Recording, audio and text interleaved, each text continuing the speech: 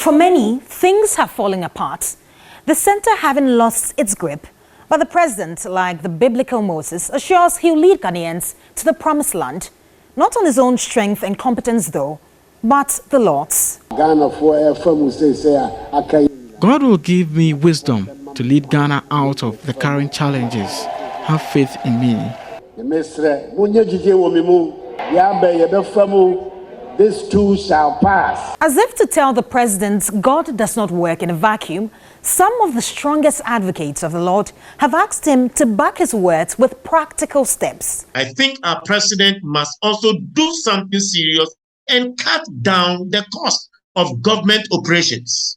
Reduce the number of your ministers. Show commitment. Show leadership. Show example. Reduce your number of staff. Numbers don't lie though, especially economic indices, and they want to make for pleasant reading for the president.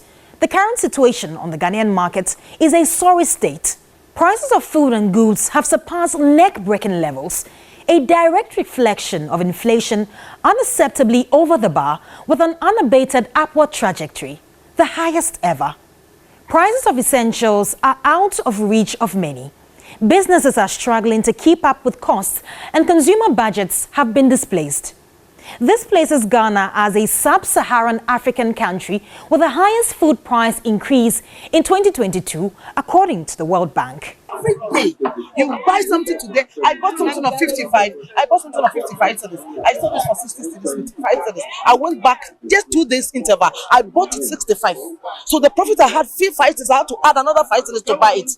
Where are we heading to? Where are we heading to?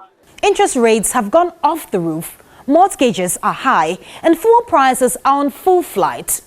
The once unrested Ghana city is now at large, slumping into an all-time low with a worth less than the weakest currency in the world as of October 17, according to a Bloomberg report.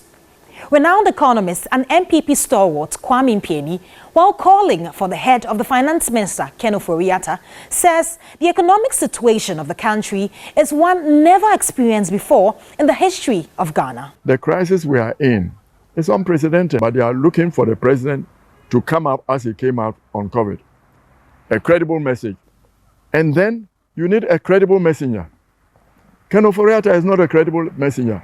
To have pro-NPP groups like AFAG and Occupy Ghana call out the president on the size of his government and impress on him to show leadership only speaks to how bad things have become. The finance minister, Akufo-Addo, is having a tough time with some members of parliament from his side who are calling for his resignation due to the economic situation.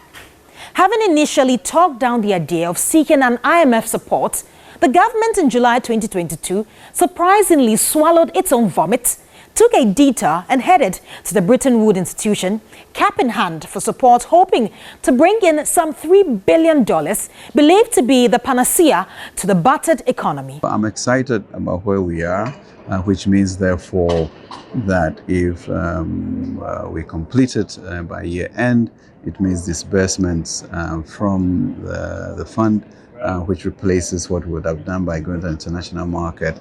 So really, in my mind, there's no need for speculation. Some of the president's strongest allies, though empathize with the situation, don't think it makes the MPP a lesser alternative to the opposition NDC. Well, when we say people have the men to govern or have ideas to govern, I mean, it is even out of place for you to compare NDC with an MPP. I don't stand to be corrected. There are things that I say.